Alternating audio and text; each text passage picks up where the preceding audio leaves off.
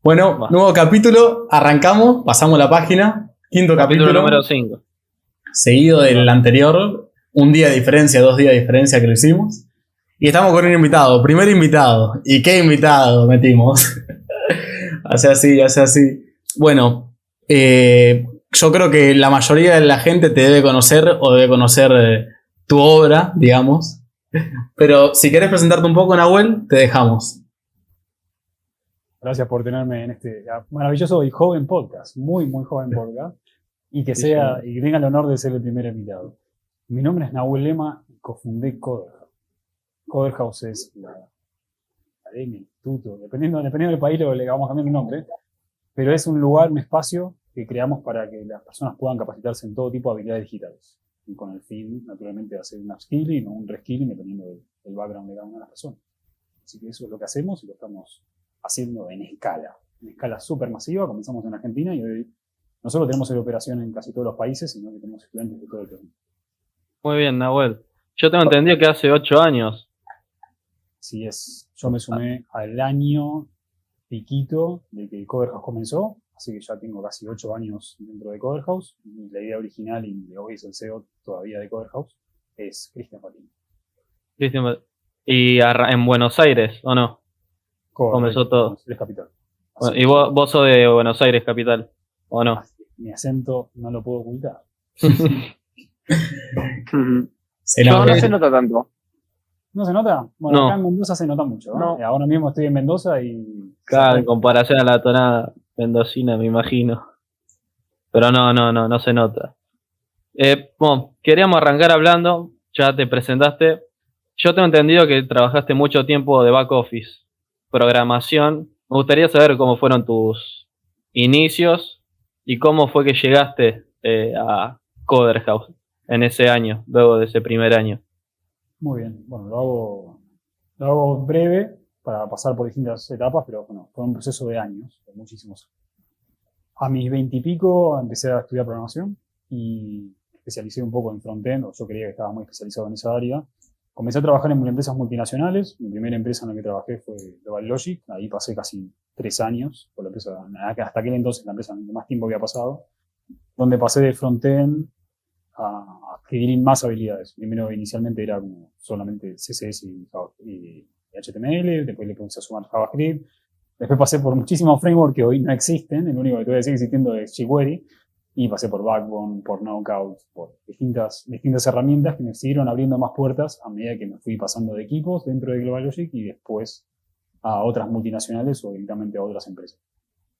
Y muchos de estos trabajos tenían bastantes cosas en común, salvo en la anteúltima etapa en la que participé dentro de una empresa por fuera de Coderhouse.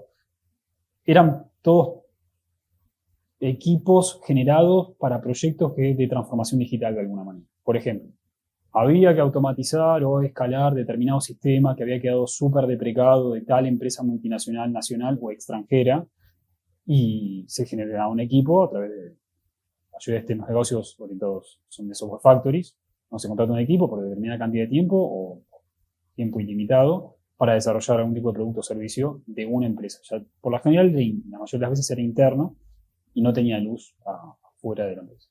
Así que muchos de mis trabajos fueron así y en toda esa experiencia fui recolectando muchísima experiencia a lo largo del tiempo que me llevó finalmente a poner a prueba cuando en un intento mío de querer ser profesor y luego de haber pasado a dar clases en varios cursos por suerte.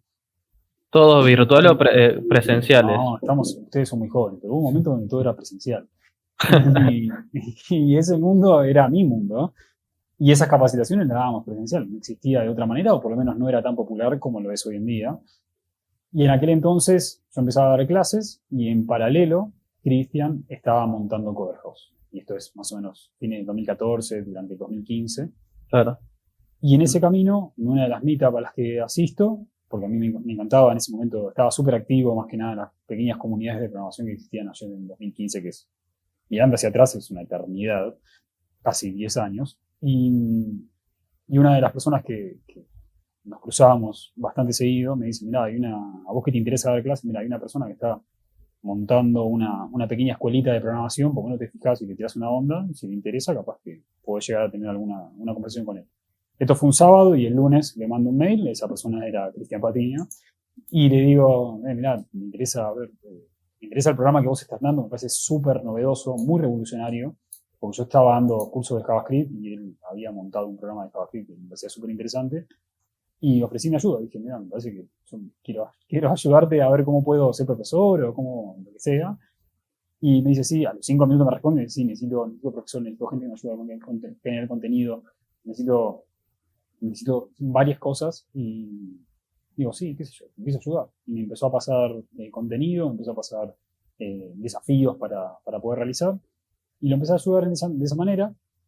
En aquel entonces, esto era mediados de 2015 o finales de 2015.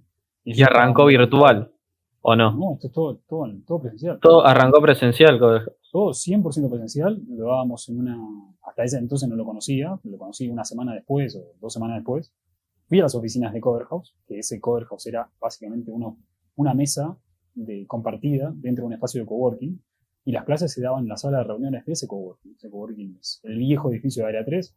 Área 3 es un coworking buenísimo, nosotros todavía tenemos oficinas en Área 3, pero en aquel entonces era un Área 3 diminuto, súper chiquito, y básicamente se daban clases en esa sala de reunión que básicamente tenía una capacidad para 8 personas, no había mucho más. Y se daba un curso los lunes y los miércoles y otro curso los martes y jueves de 7 a 10 de la noche. Y eso fue los inicios, los primeros meses de Coder House, incluso antes de que yo entrara. Cuando yo entré, me empecé a dar cuenta, bueno, básicamente nuestro día a día, que Coder House no tenía ningún tipo de sistema de nada. Era un WordPress con un Excel, eso era todo. Y yo le decía a Chris y a Pablo, que en aquel entonces estaba, Cristian Patini y Pablo Freiro, que son los cofundadores originales de Coder House, digo, mira, esto yo te lo puedo escalar hasta el infinito, básicamente me dedico a esto. Y ahí empezamos a... Sí. Disculpa, en ese momento que era presencial, ¿qué manera tenían de buscar los clientes? Vender, todo el mundo vendía. ¿Y vos te especializado en la publicidad o no? Ahí yo empecé a hacer muchos cursos que iban más allá de aprender a programar, porque yo me dedicaba a programar. En el día era el tiempo completo, pero cuando empecé a meterme en el mundo startup, hay que no solo que tener una actitud de decirle que sí a todo, sino de que aprender todo lo que sea necesario con tal de mantener la máquina funcionando y el dinero fluyendo. Sí. Eso significaba que cuando venía alguien a consultar en un curso, porque muchas de esas consultas eran presenciales, o te llamaban, bueno, había que atender. En el momento cuando teníamos un WhatsApp y teníamos público, bueno, yo atendía muchísimo, mucha gente ni se había dado cuenta, por supuesto, que venía a IATES y lo atendía yo, o llamaba por teléfono y lo atendía yo, o mandaba un mail y lo atendía yo. Y eso fue un inicio. Después, si había que hacer cosas de marketing, había que hacer cosas de marketing, si había que hacer cosas de diseño, había que hacer cosas de diseño. Y todo fue así. No era el momento de decir no, ni tampoco teníamos la capacidad, no era que éramos el Coder de ahora, que tenemos más de 200 personas. En aquel entonces éramos 5 en una mesa. Eso era todo, no había mucho más. Y todo ese conocimiento lo tuve que empezar a adquirir a pasos súper agigantados para poder estar a la altura de ese desafío que hoy quedó muy, muy lejano, pero en aquel entonces era crítico, porque si vos no vendías, el dinero no entraba. Simple como... ¿Fue largo el periodo? Y en aquel entonces... Costó llegar hasta donde están ahora, tengo entendido, pero muchas adversidades, tuvieron muchos problemas, hubo en el medio. Cualquier cantidad, porque desde que yo me sumo, que decidí renunciar a mi trabajo en julio del 2016, empezamos empecé yo, era el único programador, así que empezaba a meterle muchísimo código a poder automatizar, agilizar y tratar de centrarnos más en la experiencia y delegar todo lo que se pueda en sistemas. Pero la experiencia contemplaba la utilización de salas de reuniones, salas de coworkings, era muy difícil. Y ya era muy difícil con una operación diminuta, porque al final, ahora con el diario del lunes, te puedo decir que nuestra operación hoy en día es gigantesca, pero por aquel entonces dábamos clases a no más de 50 personas por mes y lo sufríamos muchísimo. Y se te complica en un coworking. No un coworking, ya tenés muchos coworkings, principalmente en Buenos Aires. Intentamos tener una operación fluida en Uruguay y en Chile, pero la verdad que no funcionó. Y cuando empezamos a abrir, de hecho tuvimos clases en un coworking en Rosario, que ahora no recuerdo ni cómo se llamaba, y seguramente no haya ni prosperado, era muy difícil gestionarlo. Porque vos no estabas ahí presencialmente para poder atenderlo y se nos escapaba un poco del control. Entonces teníamos diferencias en el servicio, veces no tenían, por ejemplo, no tenían algo tan trivial como galletitas, no había galletitas para poder dar, no había cantidad de sillas porque le habían sacado sillas durante el día. A veces la tele no funcionaba o directamente no había cable para conectar la tele con la máquina del profesor. Como distintas dificultades. Es que sí, pasa mucho eso. Yo escucho que el problema de expandirse y que no tenés a nadie que lo controle, que no puedes estar vos. Como que conseguir esa mano derecha que es muy complicado. Es que, aunque esa mano derecha sí la teníamos y tratábamos de estar presentes, al final del día no estábamos en Corrientes en un coworking a las 9 de la mañana un sábado. Iba a ser totalmente inviable. Confiábamos plenamente en el coworking para poder gestionarlo. Y esa operación fracasó estrepitosamente. Fue súper difícil, pero también estábamos muy centrados en eso, porque en aquel entonces nuestra propuesta era como el Airbnb de la educación.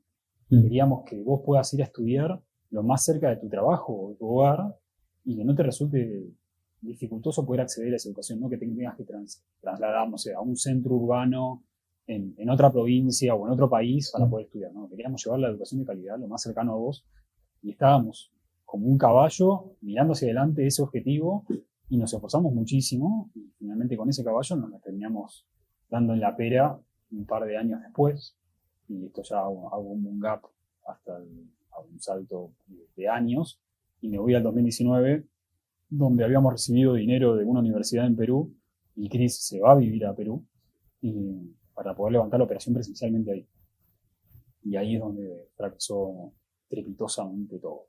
En Perú también. O Sí. en general las clases presenciales ya habían fracasado. No, en Argentina teníamos una operación grande, principalmente en Buenos Aires, ya teníamos 500 estudiantes activos por mes, que fue nuestro mejor mes, que fue agosto del 2019. Una locura. Julio-agosto del 2019. Yo creía que nos íbamos súper bien, ¿eh? Que teníamos una operación relativamente grande para una estructura de 15 empleados y gestionando varios coworking con muchísimas salas, teníamos un mapeo de un montón de salas por todo el país, como que tratábamos de que eso funcionara, pero la escala era muy pequeñita, ya habíamos pichado a YC 2 veces y las 2 veces nos habían rechazado. Volviendo al escenario de Perú, Chris va para Perú y durante 3 meses intenta levantar la operación ahí y la adversidad fue que, la dificultad extrema fue que no conseguíamos profesores, no conseguíamos coworkings, no conseguíamos estudiantes y fue súper difícil, extremadamente difícil, por lo tanto Chris decide en un momento tomarse una semana, se va al Machu Picchu, se trata de desconectar todo mientras nosotros estábamos acá tratando de seguir con toda esa movida y decide volver, termina el ciclo de Perú y cuando regresa propone ante el pequeño equipo que éramos en aquel entonces, ahora no estoy en Buenos Aires, pero en Buenos Aires, es decir, bueno, tenemos que poder dar un pivot a esto y probar con educación online. Porque la dificultad de levantar, pues si no, no vamos a escalar nunca.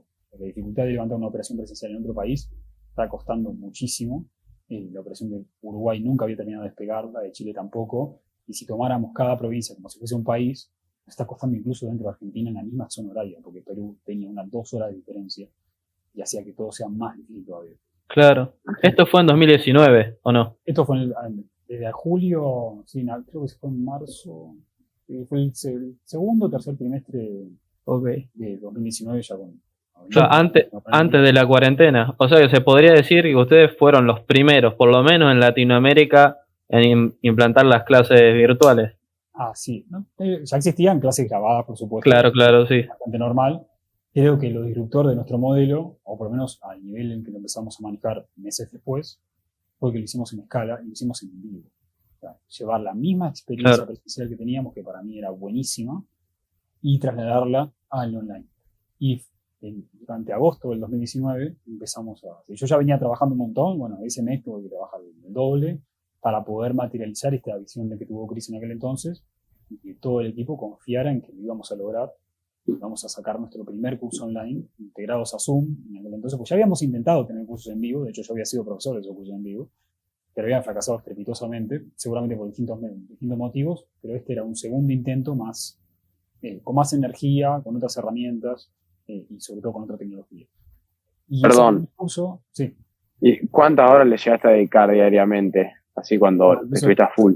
Ahora me río, porque en aquel mes habré trabajado menos de 200 horas mensuales. Meses después eso era nada, ¿no? Sí. Era como, bueno, esto es el lunes. Más como se te vino la pandemia encima con toda la revolución. Claro, que ustedes, como su gran salto, lo dan en pandemia. Exactamente. Nosotros dimos nuestro primer curso en agosto de 2019 y ese primer curso ya tenía más de 40 inscritos, alrededor de entre 45 y 50 inscritos, lo cual era un 4X a nuestro curso normal casi. Nuestro curso máximo, en salas muy excepcionales, podíamos meter hasta 13, 15 personas. Decíamos, bueno, sala de reuniones no son salas de reuniones de 50 personas, no existe eso. Son salas de 10 como mucho. Entonces, de repente teníamos 4 veces más cantidad de estudiantes y sentimos que dimos con una veta de oro, que había algo ahí. Claramente el producto había que mejorarlo y el servicio había que seguir iterando en el extremo, hicimos miles y miles de modificaciones, pero nos dio la ventaja de que para cuando llegó la pandemia, ya por marzo, ya teníamos 6 meses de ventaja. Sí. Y en el mundo startup cada día cuenta y 6 meses cuentan un montón. Cuando el resto se empezó a adaptar, nosotros ya teníamos súper iterados. No se venían comiendo la competencia. Al extremo, pero lo teníamos 6 meses con la ventaja. Así que eso creo que fue buenísimo, y a partir de la pandemia empezamos a crecer 2X casi todos los meses. Ya habíamos superado la facturación del modelo presencial hace varios meses atrás. En enero habíamos decidido matarlo por completo y pedirle a la gente que había comprado el curso presencial que se pase en online y dar nuestros últimos cursos presencialmente. Y ya para marzo obviamente nos vimos todos forzados a hacer devoluciones o decirle a la gente, no van a pasar 2 semanas y vamos a volver a la normalidad. Esto ya quedó acá y queda.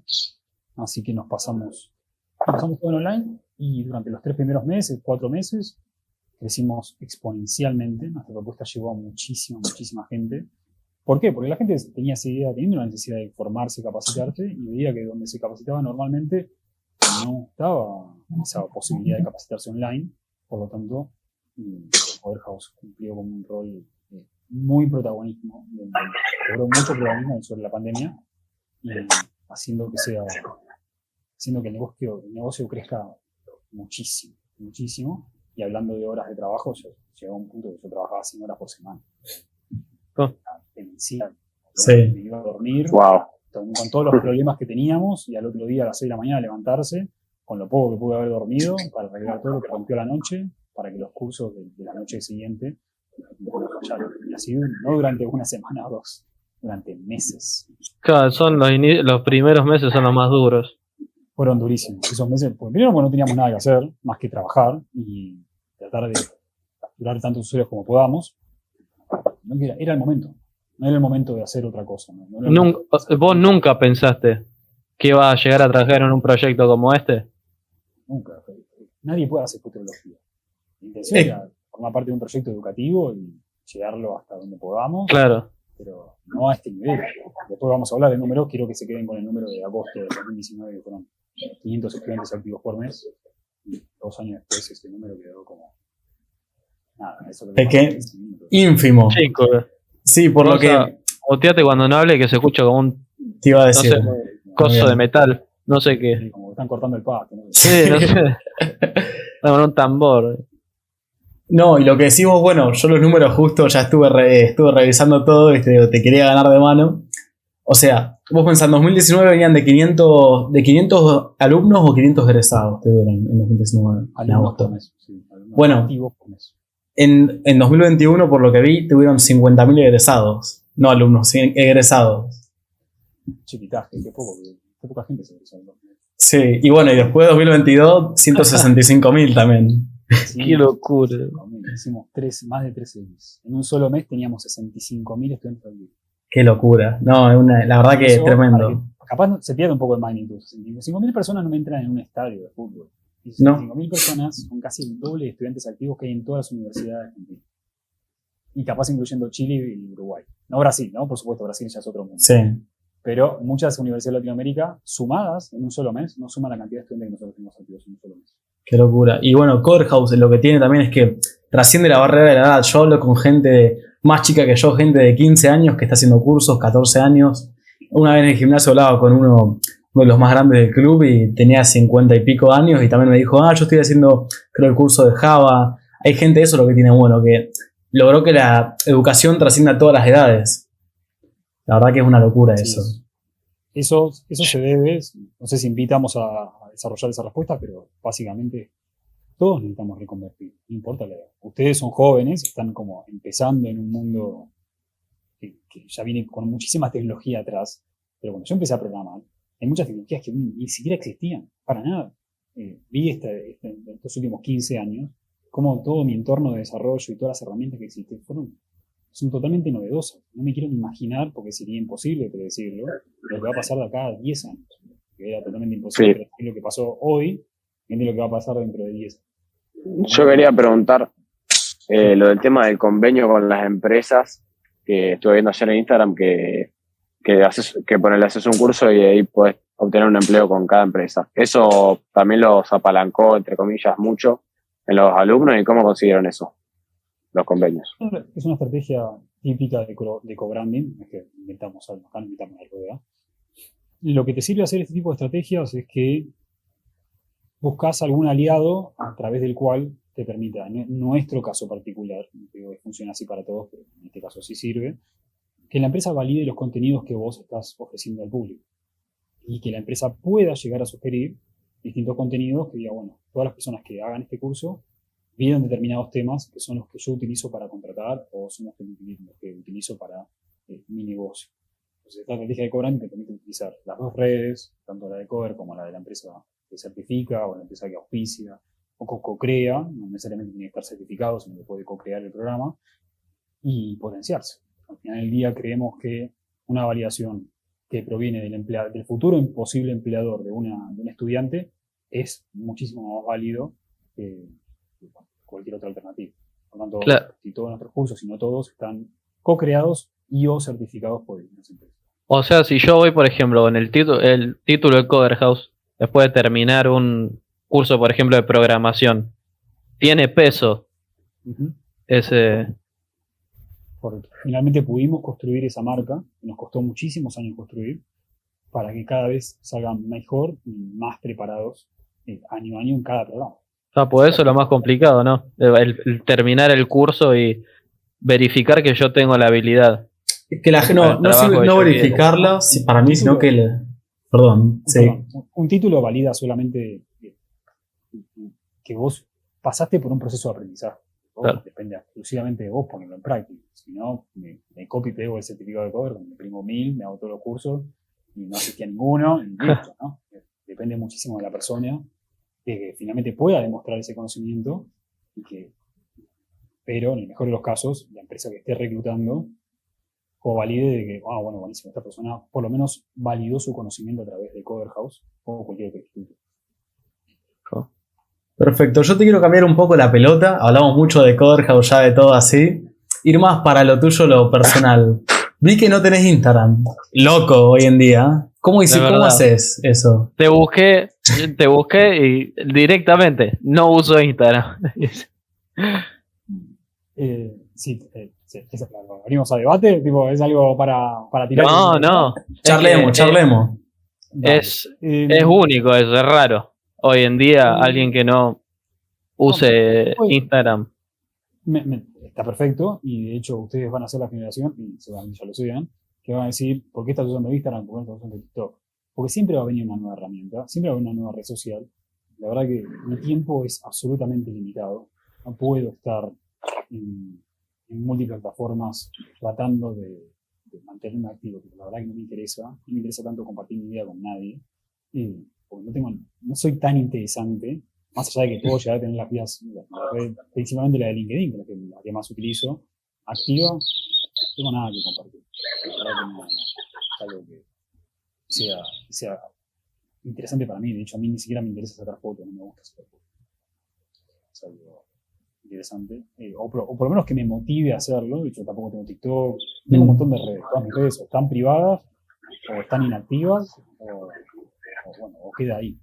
Lo único que utilizo es LinkedIn porque creo que ahí es donde está nuestro segmento, principalmente, y donde, al menos históricamente y hasta ahora, y espero que siga funcionando así, es donde más negocios podemos concretar.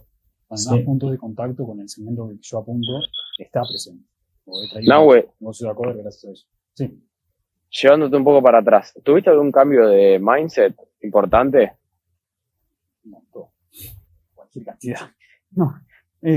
estar en una startup con un negocio exponencial te hace replantearte un montón de cosas que vos crees que son buenas, hasta que te das cuenta que no son tan buenas, o por lo menos te invitan a reflexionar sobre errores o éxitos que vos cometiste en el pasado. Ustedes tienen menos de 20 años, yo ya tengo 35 años, y seguramente mi mentalidad súper joven, extremadamente motivada, que me iba a comer el mundo, y poco a poco, con la edad y el cansancio y el desgaste que uno va recolectando a lo largo del tiempo, y empieza a ser difícil de mantener, empiezo a darme cuenta de muchísimos errores que cometí, empiezo a replantearme muchas decisiones que tomé, que dije, no, ¿qué tomé eso? Pero en aquel entonces, con el conocimiento adquirido o la experiencia hasta ese momento, me invitó a tomar determinadas decisiones que hoy... Te llevó hasta donde estás ahora, o sea que... Algunas sí, otras no, todas afectan todo, todas tienen consecuencias. Sí. Son buenas, y digo, qué bueno que tomé esa decisión en aquel entonces, que me llevó hasta esta ramificación del destino, pero que otra decisión que tomé, que en aquel entonces me pareció que era buena, que tomó otra ramificación. Y la verdad que no puedo predecir el futuro, simplemente tomamos decisiones con la esperanza de tomar buenas decisiones, pero la verdad que somos pésimos tomadores de decisiones. El humano no puede predecir el futuro, somos un animal demasiado del presente, y estamos programados para eso. Así que tomé las mejores decisiones que pude, algunas funcionaron, pero muchas otras no funcionaron para nada.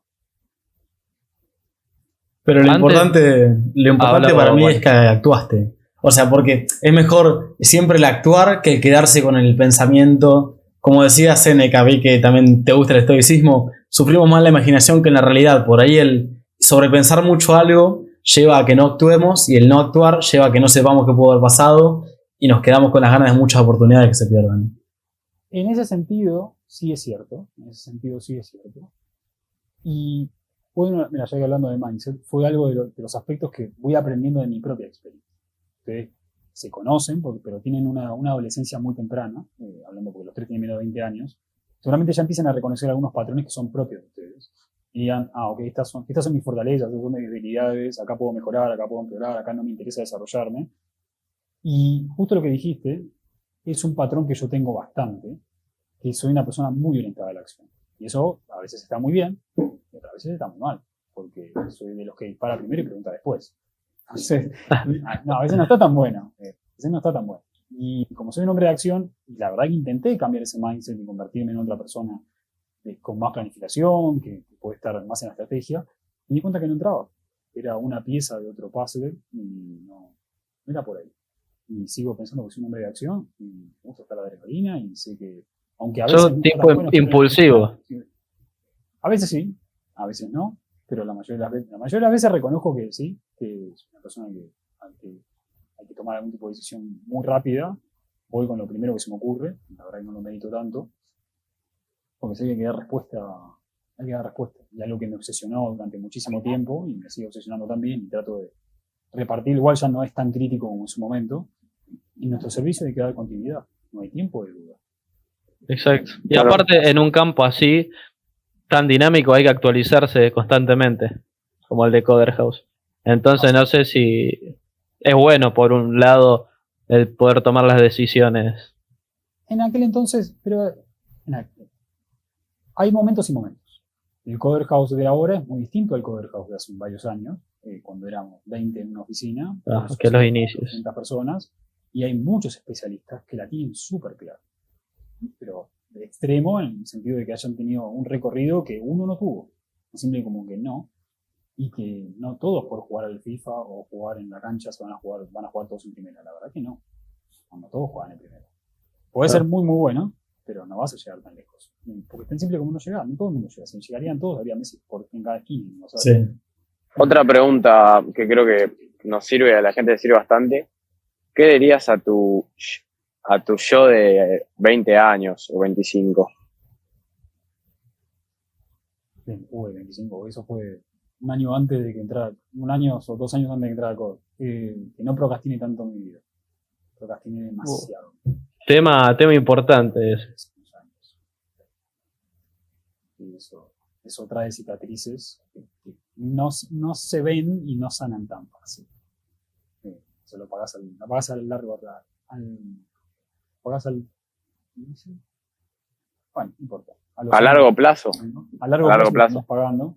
Y Y sí, reconozco que he tomado muy malas decisiones que terminaron afectando mi vida de muchísimas maneras. Y que bueno, hoy estoy tratando de sanar todas esas heridas, ¿no? De alguna manera que pueda, con muchísima ayuda y mucho empuje personal. Pero no, soy un hombre de acción, salgo adelante de cualquier batalla. Ok, bueno, ¿quieren que siga yo con Muy las estoico. preguntas? Demasiado estoico. Ah, ¿viste? ¿Quieren que siga yo con las Picante. preguntas más personales y de pensar como quieran? Bueno, después, ¿qué pensás de qué es el éxito para vos y si te considerás exitoso? Buena pregunta. Creo que en un momento estaba persiguiendo bastante el éxito, porque sentía que estábamos en una ola que era, esta es la ola. Finalmente, este es el momento de demostrar que soy capaz de determinadas habilidades. Y creo que en aquel entonces dije, bueno, ya está, lo logramos de alguna manera, sobre todo cuando levantamos la ronda Series A, dije, bueno, lo logramos. Eso fue como ya un relajo. Cuando lo logramos por primera vez fue cuando entramos a Way Combinator, que fue una noche mágica. Yo no lo puedo creer. No, estoy contando esta historia. Esta historia la voy a poder contar. Esto es increíble. Y eso fue, dije, qué bueno. Muy pocos entran, bueno, entonces entraban pocos. Y dije, bueno, qué bueno que estoy vivo y soy el protagonista de esta historia. Y eso me llenaba de orgullo por completo. Luego, obviamente fue avanzando el tiempo y cuando levantamos una ronda de $13,5 millones fue como, wow, esto no lo puedo creer. Y ojalá, no sé si va a suceder, realmente seguramente falten muchos, muchos años. Si yo voy a ser el protagonista de haber sido, ir al Nasdaq a contar, a pegarle a la campanita, que es un unicornio y cotiza en bolsa, no, eso sería, ya está, no tengo más nada que lograr. Está realizado. Yo creo que en mi caso, ya estoy realizado. En mi caso, que es lo que hablo con chicos. Estaríamos todos chochos acá. No, ojalá. Un win-win. Sería increíble. Sería una EdTech unicornio.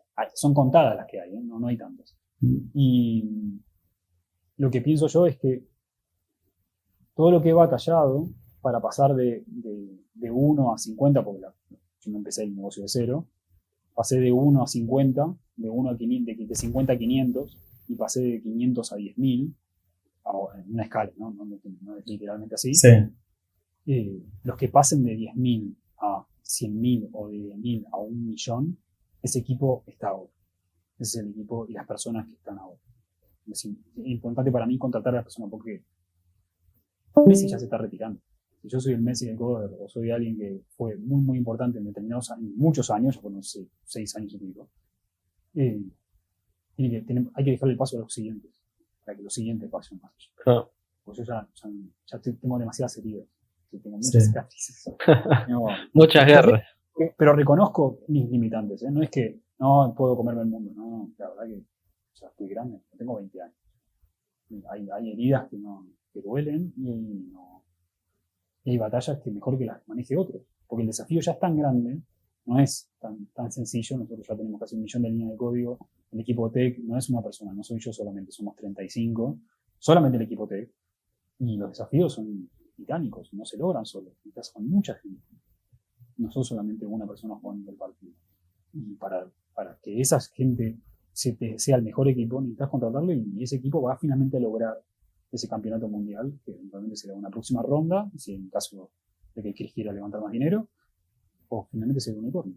No sé si tenemos el equipo para unicornio, pero sí sé que es el equipo que va a pasar a darle servicio a casi 500.000 personas por año.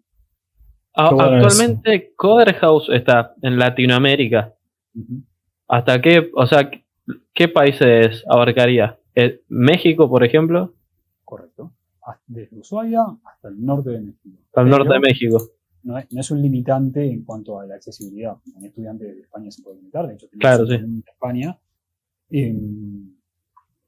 hay estudiantes de Japón, de Australia, que son, por lo general, son estudiantes latinoamericanos, muchos de ellos son argentinos, que viven en otros países y que toman los cursos nuestros por la facilidad idiomática de alguna manera, ¿no?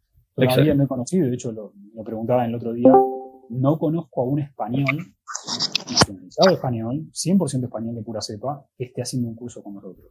Quizás está y todavía no lo he conocido, pero sí desde Ushuaia hasta el norte de México, incluido Brasil, tenemos estudiantes en toda Latinoamérica, principalmente en Latinoamérica, y después personas alrededor del planeta. Qué locura. Y eso que vos ya soñabas con que, por lo que escuché en otros podcasts, soñabas con que se expanda Argentina, o sea, lo limitante que era para que después termines así.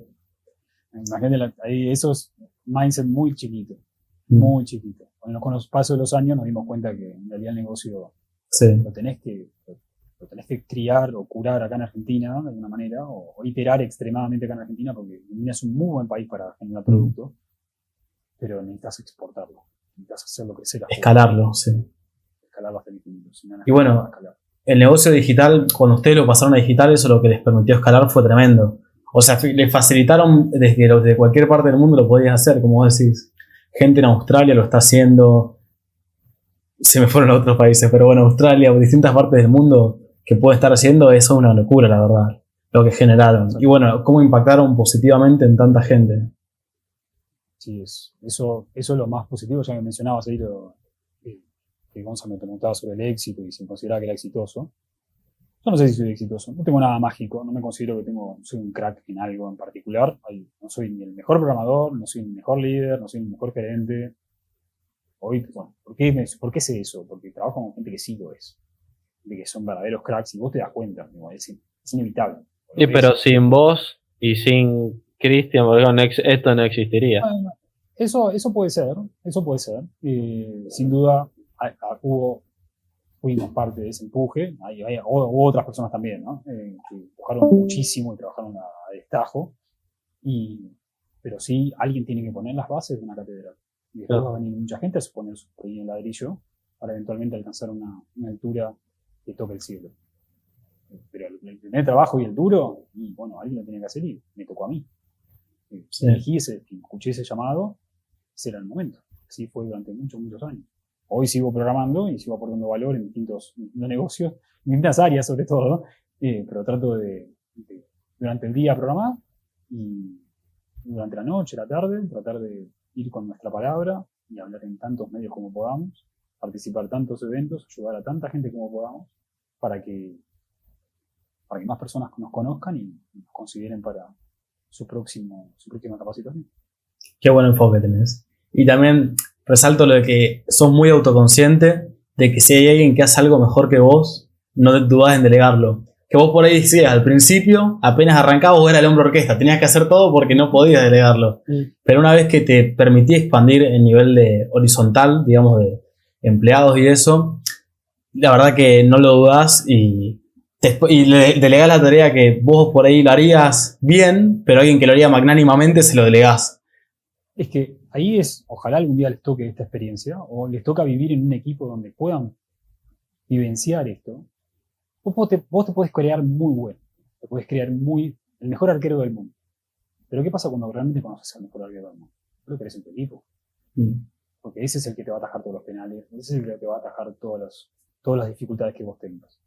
Y yo me considero alguien que puede llegar a vender un curso, pero cuando conocimos a alguien que sabe vender cosas, bueno, este tipo sí sabe vender de verdad. O, por ejemplo, yo no sé tanto de DevOps, sé un poco, porque he tenido que interactuar, pero cuando entrevistamos a alguien de DevOps o a un Tech Lead o a alguien que sabe realmente lo que está haciendo, bueno, estoy haciendo un montón de agua yo. Y vos querés tener el mejor equipo. Yo, no sé si ustedes hacen CrossFit o entrenaron en su vida, sospecho que sí. No todos hacen todo, no todos son súper rápidos, no todos se levantan 80, 100 kilos arriba de la cabeza. No, necesitas unas personas para determinados ejercicios, sobre todo los equipos que son de 4. Necesito alguien que vaya súper rápido en esto, necesito alguien que levante determinado peso, porque el equipo tiene que ser complementario, tiene que ser multidisciplinario. Y sí, estoy trayendo algo súper trillado y de manual, pero es así como vos generás equipos y ese equipo. Podés tener todos que hacen todo, que todos hacen lo mismo. No, necesitas una amplia gama de personas con distintas habilidades que complementariamente creen el mejor equipo y ese es el equipo que va a ganar. Yo porque estoy mucho con la referencia del mundial, de hecho no me gusta el fútbol, pero vos necesitas a 20, ¿cuántos jugadores hay? 22. 22. Sí. Necesitas a 22 personas para ganar un mundial. Sí. Pensamiento de líder. Necesitas a varias personas. Y las personas se tienen que complementar. Esto es un equipo. Como cualquier juego, necesitas múltiples personas. Y cada uno se pone el sombrero. Y de nuevo, estoy trayendo nada nuevo. Esto es algo que ya Ray Hoffman en Blitzscaling, es un libro de Blitzscaling, lo menciona. Vos pasás de una pequeña aldea o tribu de generalistas, que era el momento de Cover House, los primeros 5 o 6 años, y a medida que la aldea fue pasando a pueblo, de pueblo a ciudad, de ciudad a metrópoli, tenés que conseguir especialistas, porque si no el negocio no escala. No hay ninguna startup de generalista. No, te vas a sumar gente que sea para especializado y que realmente le apasione lo que hace en eso, únicamente en eso. Yo soy un generalista, no lo puedo evitar. Necesito saber sobre una amplia gama de cosas. Sobre todo. Pero sí me doy cuenta muy bien, muy rápido, cuando alguien es especialista. Digo, no, para esta persona es súper crack. Esta persona tiene que trabajar conmigo. Porque con esta persona vamos a poder subir el próximo escalón.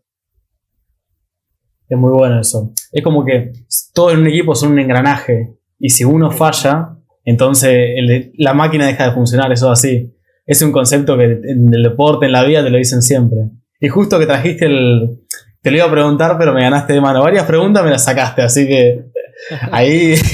Perdón. ¿Cómo te llevas con el entrenamiento físico? Sabía que hacías CrossFit. ¿Crees que te aportó algo en alguna otra área de tu vida? Para mí, CrossFit, yo soy una persona que a mí mi papá, a mi hermano y a mí nos metió a entrenar desde muy chiquito. Pocos años, de hecho pasé por fútbol, creo que pasé por básquet también, pero no, como que no encontraba, no había una química. Mi papá se daba cuenta que no era por ahí, hasta que me metió en la pileta. Y cuando me metí en la pileta a nadar, fue como una conexión, había algo ahí. Y a mi hermano le pasó lo mismo. Y nos metimos a nadar durante muchos años. De hecho, terminé de nadar, entre comillas, profesionalmente, cuando me metí en la facultad, porque ya sinceramente el deporte de natación demanda mucho tiempo. Yo en la facultad tenía que meter materia, no podía estar yendo 1 hora hasta el club, cambiarme, 1 hora para entrenar, salir. Bueno, llevaba muchísimo tiempo. Y durante esos 10 años, generé el hábito de entrenar. Entrenaba todo el tiempo. No solo hacía natación, sino que iba al gimnasio también. Y a lo largo de los años, después en mi vida adulta, o de mis 20s, pude pasar por, obviamente, el gimnasio y entrenaba todos los días. Soy una persona de muchísima constancia. Y logré mantenerme hasta que finalmente descubrí lo que era CrossFit. Y CrossFit me encantó y no lo abandoné nunca más. Durante mucho tiempo hice CrossFit gimnasio.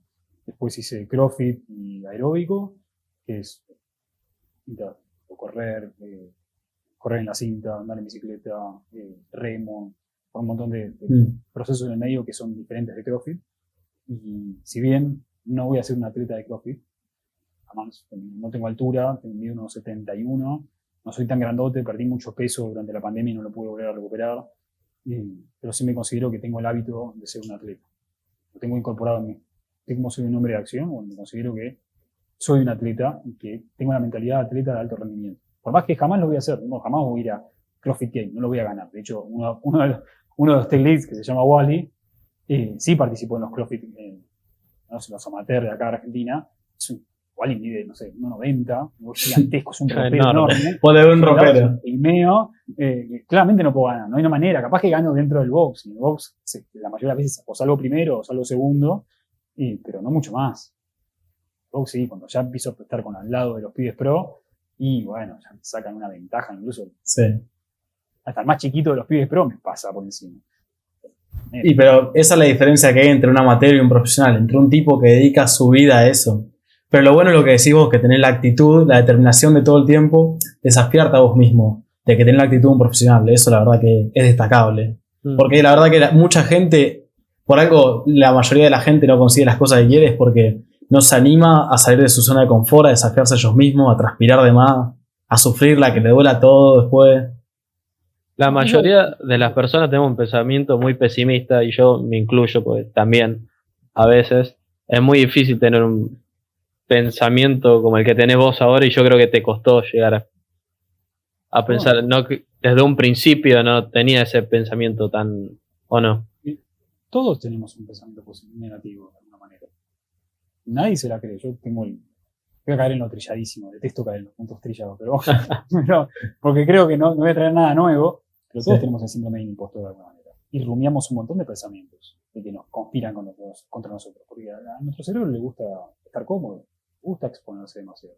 Pero cuando vos te empezás a exponer o empezás a someterte a determinado nivel de estrés, que puede ser un estrés físico, puede ser un estrés mental, puede ser un estrés de muchas cosas. Llevas tu cuerpo al límite, al punto tal de que a haber límites que no vas a atravesar. Yo he intentado atravesar el límite del trabajo y trabajar 100 horas por semana no es muy saludable, ¿eh? Y te deja muchas cicatrices que te van doliendo mucho a lo largo del tiempo y que requieren años, o por lo menos en mi caso, de rehabilitarme constantemente. Pero límites físicos también. Me di cuenta de que no tengo el cuerpo que tenía a los 30 años. O sea, no puedo levantar 100 kilos arriba de mi cabeza. Simplemente no lo puedo hacer. Y trato de Es bueno reconocer eso y saber que no te afecta, porque mucha gente se aflige, por ejemplo, decir tengo 30 años y no puedo levantar lo mismo que levantaba a los 18 años. Es saber reconocerlo, aceptarlo y dejarlo ir. Eso es lo bueno. Que es normal, ya lo acepto. ¿No? De hecho, si levanto 100 kilos de peso muerto, ya me empieza a doler la cintura el otro día. Claro. No, ya está, no lo voy a hacer más. Simplemente voy a tratar de esforzarme y tratar de descubrir cuál es ese nuevo límite para que no me duela el cuerpo. Puedo levantar 120 kilos, 140 kilos con un pequeño peso de 61 kilos, pero significa que el otro día voy a estar con átomo en la cintura, Fernando, voy a estar rotísimo. No quiero estar así, mejor performance, no solamente durante la hora o hora y media que estoy entrenando CrossFit, durante las otras 16 horas. Tengo que estar activo muchísimo por día y no puedo estar roto. Ojalá, si me llegara a jubilar temprano, que ojalá sea en algún momento en un escenario posible, me gustaría dedicarme por completo al atletismo. No profesionalmente, sino absolutamente amateur, salir a correr, hacer triatlones, terminar mi road trip de parques nacionales que lo comencé cuando era joven. Me quedan todavía que unos 14, unos 15 parques nacionales nuevos. Y hacer ese recorrido. Locura. Vos tenés cada día vos lo tenés planificado. O sea, no te levantás y decís voy a hacer esto o no. Sí. Es que ya lo tengo tan automatizado todo, claro, por lo menos mentalmente, que yo me levanto y voy a entrenar. Sí. ¿A qué hora arrancas el día? Me levanto a las 6:15 de la mañana, si es que pude dormir bien. En el mejor de los casos me levanta la alarma, en el peor de los casos ya estoy despierto desde las 5 de la mañana. Y comenzamos nuestro día temprano con mi novia, porque mi novia también a las 7 ya tiene que salir del departamento, y yo a las 7 estoy entrenando. 7 a 8 entreno, pero previamente ya preparé la vianda para los dos, el desayuno mío para después de entrenar, y cuando vuelvo de entrenar, que ahora solamente puedo entrenar 1 hora, mi mejor momento entrenaba 2 horas por día, y eso, acomodo todo ahí, termino de desayunar, me visto, me baño, voy para la oficina, y ahí comienza mi día hasta que termino. Puede ser a las 6 de la tarde, como puede ser a las 10 de la noche. Todo depende de lo que sea. Obviamente a la noche tengo que cursar y tengo que dar materias y seguir preparando. No tengo mucho más tiempo. Por ejemplo, no sé si lo vamos a mencionar, no tengo mucho tiempo para ver series y películas súper aislados temas. Para que no te tiempo. Y bueno, justo que decía hay tiempo para, no sé, dedicarle a algunas otras cosas. Leer. ¿Hay algún libro que recomiendes mucho? Sé que hay uno que lo recomendás siempre. Te voy a pedir que me recomendes otro, por favor. ¿Cuál es el que recomendás? Dale, el que recomiendas siempre. El público se renueva, el público se renueva. Yo era un ávido lector, muy lento, leo muy, muy lento. He intentado generar el hábito de lectura acelerada y no he triunfado en eso todavía. Quizás en algún momento lo pueda retomar. Y de los libros que en aquel entonces me gustaron, era el de Personal MBA, que seguramente después habré recomendado varias veces. Sí. Creo que es un libro que sería interesante que mucha gente lo lea, ese u otro libro orientado a negocios, porque en Argentina, y ustedes que son jóvenes lo pueden tener mucho más fresco que yo el colegio lo terminé hace casi 20 años, no me enseñaron nada de negocio. Ni cuáles son los modelos de negocio, ni cómo hacer dinero, ni nada. Hoy ustedes tienen acceso a información que es abismal, y yo terminé el colegio queriendo ser un empleado, porque era lo que me habían enseñado. No, igual nosotros, todos. El sistema educativo ya no. Exacto. Lo hablamos la otra vez en la facultad, ya caducó. No sé si caducó. Hay que hacer cambios, seguramente. Mucho alrededor. Inviten a las personas a hacer otras cosas. Y que encuentren un verdadero propósito, no una máquina de generar empleados, que sin duda son necesarios, porque al fin del día vivimos en este planeta y la gente tiene que producir para poder subsistir, pero sí que hay que generar algún tipo de sistema que aporte mucho más valor. Y a mí no me enseñaron nada, porque a mí no me enseñaron nada de negocios, no me enseñaron nada de nada. Fui un colegio típico de humanidades, sin ningún tipo de especialización, simplemente un abanico de materias. De humanidades. De humanidades, no fui en colegio técnico. Yo salí igual. Bueno, estamos. Humanidades. Porque es el sistema educativo más común de toda Latinoamérica, sino del mundo. Lo que más prosperó en todos lados. Mira. Hoy, sin duda, se está renovando. Entonces ya no lo van a ver. Probablemente la generación que venga sí lo vaya a ver. Y este libro lo que te enseña, o por lo menos intenta repasar, es el autor intenta hacer un repaso por todos los MBAs. Trata de encasillarlo en un libro. ¿Cómo se llama el libro, Nahuel? Mi MBA personal. Hay gente que lo resume, hay gente que lo lee directamente, hay gente que lo debate. Es un libro interesante. ¿De quién es? Creo que el autor se llama Kaufman. Unas charlas TED que explican un poco sobre este libro y otras prácticas y otros libros que él tiene. Creo que puede ser un libro interesante para entender con el lenguaje un poquito más técnico o de definición cómo es que los negocios funcionan.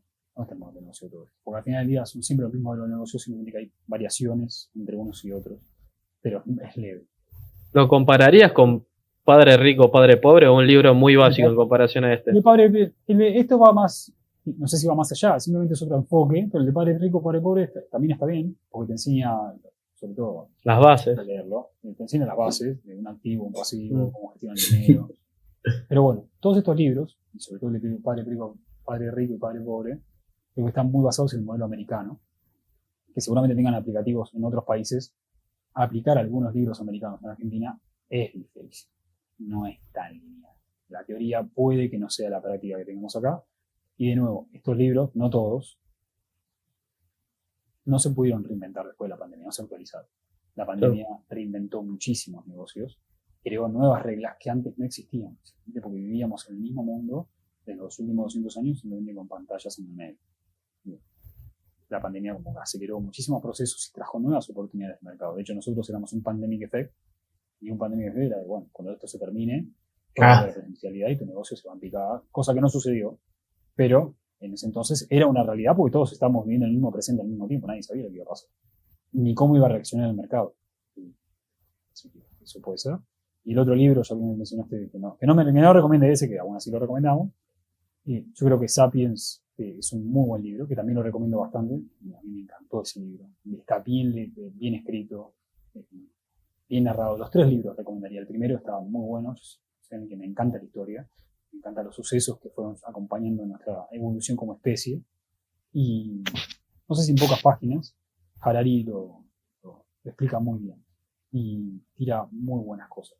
Parece que es una persona súper inteligente, pero hablaría de esos. No mencionaría, ya que mencionamos Estoico, hay libros de Ryan Holiday que están muy buenos, los títulos son muy prometedores, pero después medio que te aburrís un poco, que pueden ser El obstáculo es el camino. Sí. Bueno, los 3 o 4 libros de Ryan Holiday están bien, al otro mundo. A mí lo que me aburre de esos libros, también el de Simon Sinek, son muy buenos libros. Lo que no me gusta tanto de esos libros es que están muy American-centric. Muchas historias son de generales americanos que hicieron determinada acción. La verdad que a nosotros como argentinos nos queda súper lejos. Sí. Tenemos una cultura tan militarista y tan de adoración a lo militar como tienen ellos. Y los nombres nos resuenan con nada. O sea, mencionas un general y yo Ni puta idea quién es, claro. no tengo ni idea, me queda como súper lejos. Pero son libros que son interesantes de leer, o ni siquiera, no sé si leer, pero menos que escuchar a un podcast que te lo resuma o que te lo lea y ver qué hace de ahí y luego ir a indagar. Hoy por hoy, si el libro te interesa o escuchaste un resumen que te pareció que resonaba con vos de alguna manera, puedes ir a Storytel o alguna aplicación que te lo lea directamente. No sé, mucha mierda. Lo que vos decís, lo americano, me pasó con Cómo ganar amigos de Dale Carnegie. Él cuenta, por más que está adaptado, él cuenta muchas historias o muchas cosas que son de gente en América o de tal y tal. Encima, como este libro tiene casi 100 años, tiene más o menos 80 años, creo. Vos pensás, las historias que cuentan, de sí que está adaptada a la versión que yo leo, aunque sea. Pero las historias que cuentan también son de gente que, e inclusive del siglo 1800, y ya son cosas que vos te las quieren relacionar. Lo bueno es que las ideas trascienden. No es que las ideas te las quedas solo con eso, sino que te llegan a trascender. Y bueno, te ayuda un poco para relacionarte con las personas y es muy bueno, la verdad, creo yo. Sí, pero es verdad, todos los libros así conocidos como el de Hábitos Atómicos o el libro de Napoleon Hill están basados y cuentan historias siempre americana. Ahí en ese caso, ya que sacaron este tema, esos libros sí son interesantes de leer, porque esos libros sí sobrevivieron el paso del tiempo.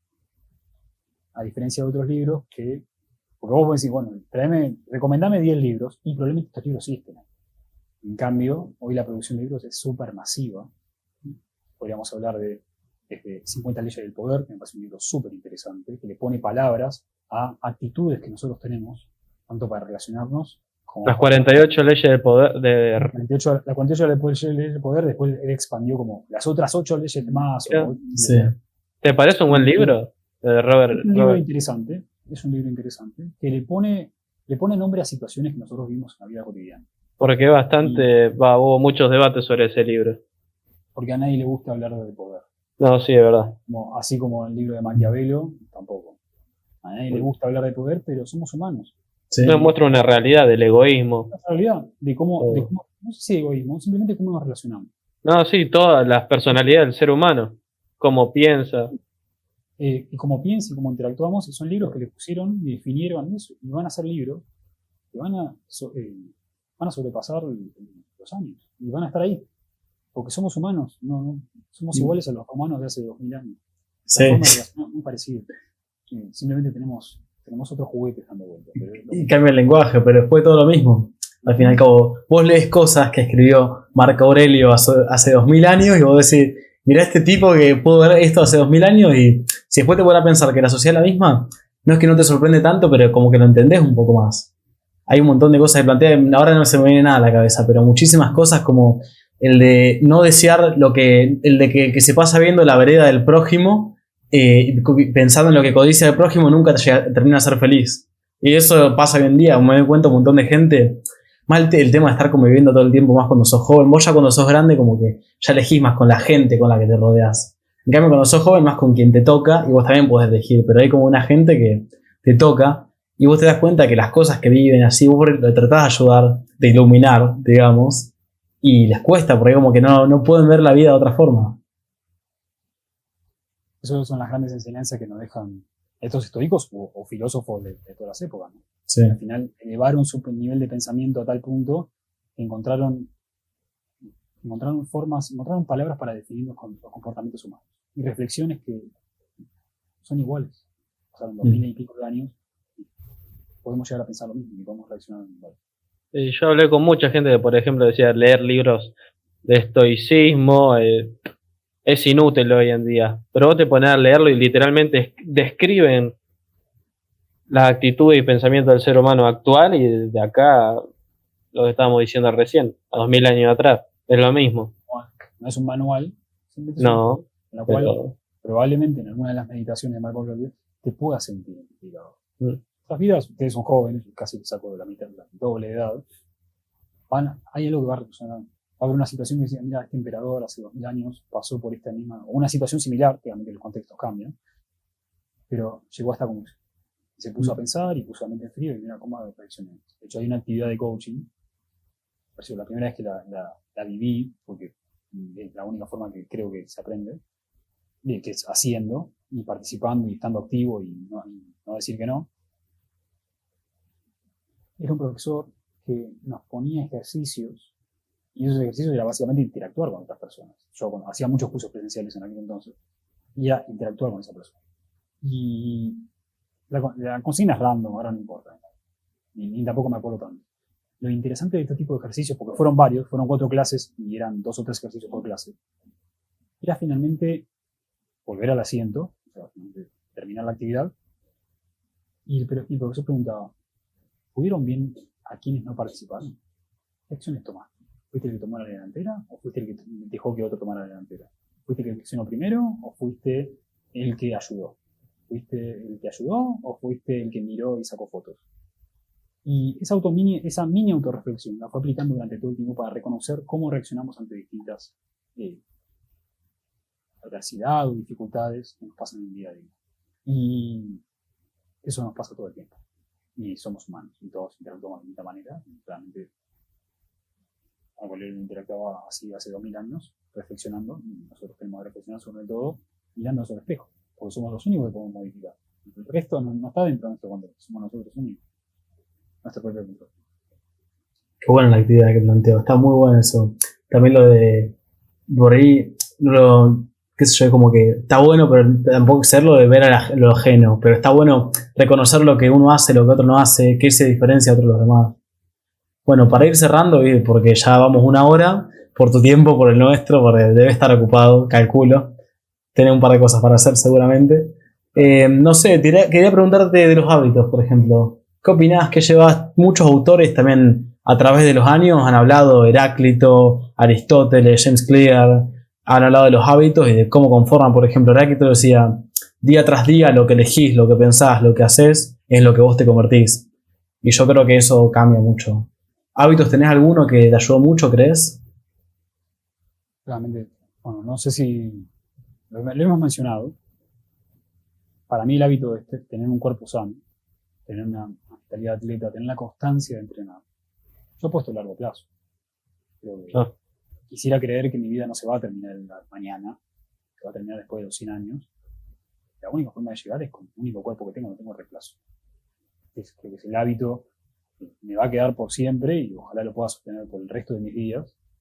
Y si hay un hábito que ese es uno de los hábitos, mantener la constancia en el entrenamiento, pero elevándolo un poco más, tener la constancia en todo lo que se puede. Si realmente querés algo, no va a llevar nada. No existe el éxito, a menos no va a ser mi historia, y no va a ser la historia del 99,99% de la gente. No existen los éxitos de la noche a la mañana. Porque la única forma de hacer eso es que hayas hecho años atrás para que eventualmente se dé. Y el Coder House que hoy vivo fue construyéndose durante años, no es una app que de un día para el otro disparó en cantidad de usuarios, la verdad que no. Fue un trabajo durante años, luego sostenidamente todo ese conocimiento previo que teníamos lo fuimos aplicando en escala, así es más o menos como uno ve la vida. Realmente los desafíos, de hecho hay una reflexión que tira John Maxwell, que es de los momentos de valentía no se eligen, y a veces se refiere con esto, y que todo puede pasar en cualquier momento. Y bueno, queda en vos decidir qué experiencia tenés previamente para poder accionar o no. Entonces, cualquier experiencia que vos puedas recolectar, cualquier hábito que puedas sumarte, va a ser enriquecedor. Nadie dijo nunca, jamás, espero que no, o por lo menos no la conozco, alguien que haya dicho, tuve el hábito de entrenar toda mi vida y la verdad que me arrepiento por completo. Lo dudo muchísimo. Un montón. O aprendí tal curso, o aprendí tal habilidad, o hice tal curso y ahora me arrepiento por completo. No sé si creo que todo complementa y que la constancia, la capacidad de ser curiosos, la habilidad de estar constantemente aprendiendo, te va a llevar a algún puerto. No sé si bueno o malo, algún puerto te va a llevar. Sí. Creo que eso es lo que a mí por lo menos me sirvió. Ser constante y ser curioso y aprender constantemente. Qué bueno se planteas. Eso me acuerdo la otra vez reflexionando, yo me daba cuenta como que al fin y al cabo si vos te pones a pensar, es lo que decís, que ser la constancia, el ser disciplinado, de que la gente nunca se va a arrepentir, no sé, de hacer un curso, de hacer el deporte, algo, porque la gente al fin y al cabo está en el lugar que tiene que estar. O sea, si vos ves los últimos 10 años que vivió esa persona, cómo fueron sus días, lo que hacía diariamente, a lo que dedicaba el tiempo, cuando se sentaba en el sillón a ver Instagram, a ver la televisión, eso te va a decir cómo es su presente, exactamente, es completamente recíproco, creo yo. Y bueno, es lo bueno que tienen, que vos dijiste, que mirar siempre a largo plazo, de poder mirar a largo plazo, enfocarse en lo que en un futuro te va a hacer bien y dejar la satisfacción instantánea al lado por un futuro mejor. Parece un spot político ya. Pero al final del día es la vida de cada uno.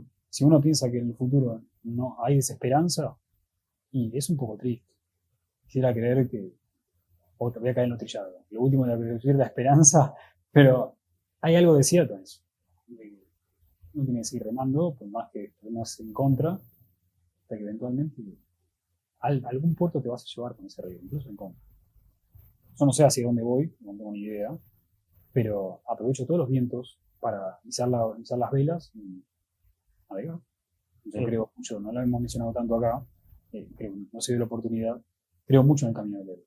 Creo que estoy totalmente alineado con eso. Me he criado escuchando historias de los grandes héroes helénicos y siento que mi vida está muy alineada con ese tipo de conocimiento, porque toda la vida, cualquier persona occidental está alineada con eso. Y trato de referirme mucho a la Odisea de Homero, porque el mismísimo Alejandro la tenía. la leía todos los días, porque él creía en su propia epopeya, por más que él se murió a los 30 y tantos. No sé hacia dónde va a ir, no sé cuánto tiempo voy a tardar en volver a Ítaca, si eventualmente volveré, y sé que va a llevar mucho tiempo, va a llevar más de lo que uno espera, pero eventualmente llegaré. Los vientos me llevarán de acá para allá y eventualmente iré a algún lado. Así que, tanto aprovecho todas las oportunidades. Son las de cover, por suerte seguimos creciendo a pasos agigantados, sino que cada vez que surge la oportunidad para divulgar sobre algo y contar algo interesante que pueda ayudar a alguien, obviamente, ahí salió la bandera para que vengan los vientos de donde sea. Sos una caja de sorpresa, ¿no? Es increíble, me salís con la epopeya de Homero, Alejandro Magno, Sí. es increíble. No, me encanta tu mentalidad. Es difícil encontrar a alguien así. No, Yo conozco pocas personas, así que te felicito. No conociste también. Todavía no los conociste. Están ahí afuera. Sí. Cuando uno empieza a hablar con gente que es crack, te das cuenta. Yo no me considero para nada crack. Hablo con gente. No. Crack, Sos. No Pues creas. no estamos hablando de ninguna boludez. Es la realidad. No. Te lo digo yo, si te da cosa decírtelo a vos mismo. No. Yo conozco gente que sabe de verdad. Que me dice, este tipo sabe. Este tipo sabe de verdad. Y es súper inspirador. Cuando absorbo todo ese conocimiento, me lo pongo. Ojalá lo pueda aplicar. De tantas personas que yo considero que son cracks total. Yo lo decía, no sé si Marco Aurelio lo titulaba, pero en el podcast de Pepe el Estoico, que lo citan bastante, y hay un libro que se basa en esto, que es el de Tim Ferriss, que es Sentate en nombre de gigante. Aprende de lo demás. Al final del día sos 99% humano y no te lo sabes todo. El éxito deja pistas, dice Tony Robbins. Totalmente. Exactamente. Me pasó mucho cuando arranqué con el... Yo siempre estuve siempre, digamos, no una oveja negra, pero siempre me gustaban esas cosas. Arranqué a invertir en bolsa más de chico, cosas así. Como que me diferenciaba, pero nunca enganchaba. Y no sé si lo llegaste a conocer, New Label Experience, el podcast de Ramiro y Mauro. ¿Tenés el gusto de conocerlo? Bueno, eso digamos como que me impulsó a llevar el camino al desarrollo personal. Y arrancando, ¿no? Decís que es feo, que no puedo charlar con nadie. Pero se va dando, yo a ellos los conocí. Un día los conocí a Gonza y a Fran, los conocí. Y a los 2 días que nos conocimos arrancamos el podcast, digamos. Puede ser así simultáneo. Y después fuimos progresando y todo. Me doy cuenta que mientras más gente te relacionás, más le aportás valor a la gente. Como que lográs que se enganchen en tu camino porque hay gente que se sumó al camino. Y te conectás con gente que yo me conecto con amigos que tienen mi edad un poco más por ahí. Y yo veo que hacen 20.000 cosas. Digo, este me pasa por arriba y me motiva a ser mejor a mí todos los días. A levantarme de la cama con más ganas, lavarme los dientes, ducharme con agua fría, hacer lo que tengo que hacer para tener un futuro sería. Bueno, hiciste algo que fue lo que estuvo resonando bastante esta semana de LinkedIn, pero es una frase que tiró, si no recuerdo mal, el fundador de Y Combinator, que decía que tu network is your network. Your network es muy buena. Y es tal cual. ¿Por qué tu red vale lo que vale? Vos tenés que estar haciendo, tenés que estar, como decía, participé de un panel en un momento donde uno de los pibes que se llama Marcelo, que el apellido no lo puedo pronunciar, porque no me cuesta, pero es súper crack, súper mega crack. Y todo su pitch fue sobre tender puentes. Y vos tenés que estar teniendo puentes todo el tiempo. Vos tenés que ser amigo de todo el tiempo. Constantemente. O sea, tu network is your network. Entonces vos tenés que estar expandiéndote constantemente para hacer llegar a más cosas, a más lugares. Y no solo alcanza con expandir tu network, sino de que vos tenés que hacer cosas para que las cosas pasen. Claro. Eso lo hablábamos en uno de los podcasts, que es bueno relacionarse con distintas personas, distintos círculos de personas, porque aprendés distintas cosas, sean buenas o malas. Yo en lo personal, cuando lo conocí a ellos, conozco poca gente que le guste, más de nuestra edad, que le guste leer o tratar de formar un hábito, aunque sea muy complicado. Y nada, eso también nos impulsó a nosotros. Y yo cuando estoy con ellos aprendo un montón de cosas. Y también nos llevó esto a tener una charla con vos y que de vos saco un montón de cosas también. Así que... Y cuando mueves el universo pasan cosas. Entonces es lo que hay que hacer. La mayoría de la gente no hace nada. Sí, es verdad, sí. Pero es literal, por más que suene súper vecinero, la mayoría de la gente no mueve el universo. Simplemente se somete a los vaivenes del destino. Sí, que lo lleve la corriente. Que lo lleve la corriente y veremos hasta dónde. También vos tomás los vientos bajo tu control y empezás a moverlas. El tirreme hacia algún destino. Estás tomando las riendas de tu control. Vas a algún lugar. Un lugar que vos controlás. Sí. Podemos seguir filosofando hasta el infinito. Terminamos acá. Sí. Porque ya Pero- se va a la mierda el. No, podemos seguir, por lo menos ya está. Me preparo un café y seguimos hablando. Y vamos Sí. a empezar a mencionar autores a lo loco. Así que no sé cómo quieren cerrar el podcast, si quieren tirar alguna frase final. Yo quería justo de lo que vos decís, una última y ya estamos, pero va, y después Fran si quiere decir algo, pero es justo lo que vos decís, que ni siquiera hace falta mucho si te pones a pensar para destacarse de los demás. Con leer, entrenar, meditar si querés, crear nuevas relaciones, dormir bien y comer bien, ya estás encima del 90% de la sociedad y si digo del mundo, del 99,9%, digamos. Es simple, no es fácil, es simple. Pero hay que enfocarse, hay que elegir lo que uno quiere. Yes. Muy bien. Fran, No, lo que vos crees. yo estoy. Yo tenía muchas preguntas y también aprendí mucho. Me quedé pensando en la forma de pensar. Pues literalmente en el mundo conozco a 3 personas que piensan así. 3. Tu mundo es muy pequeño. Tu mundo es muy grande. Mi viejo y mi abuelo, literalmente un pensamiento así. Después, pibe de nuestra edad, es muy difícil encontrar a alguien así. Y, no, la verdad, un gusto, Nahuel. Si eso te está pasando es porque tu mundo todavía es muy chico. Hay que seguir Yo creciendo. había un refrán que lo voy a parafrasear porque ahora no lo tengo tan presente, que decía, si querés que tu mamá prepara la mejor cocina es porque no saliste tanto de casa. Y hay algo de verdad en eso. Tenés que Tienes salir al razón. mundo y conocer gente. Y vas a ver que hay gente súper inteligente. Yo no me considero para nada inteligente. Y conozco gente que sí lo es. Y, wow, creo que por lo menos pude compartir media hora con esta persona. O 15 minutos. Por lo menos no pude hablar. De hecho, seguramente casi la mayoría se va a olvidar. Y me acuerdo de vos, pero hay que expandir el mundo y hablar con otra gente. Mandar un mensaje. Es más fácil contactarse con una persona por cualquier red social que en ningún otro momento en la historia. Sí. Pero bueno, podemos seguir filosofando hasta infinito, creo. Así que bueno. Es súper interesante. Buenísimo. Vamos a conversar. Bueno, Ya te cerramos acá, agradeció. entonces. Sí. Tenemos- Ya te agradeció Fran. Gonza no está, pero debería estar también re agradecido. Así que bueno. Nahuel, muchísimas gracias por todo el tiempo que nos dedicaste. No lo tenía pensado nunca que iba a charlar con un tipo de tu calibre. Y más ahora. Sí, agrándate un poco, que te toque el alma. Así que bueno. Muchísimas gracias por todo, por el mensaje en LinkedIn que me mandaste que arrancó todo. Así que bueno, un gusto, Nahuel. Un gusto, Nahuel. Muchísimas gracias por la Cerramos. oportunidad. Nos vemos. Stay safe.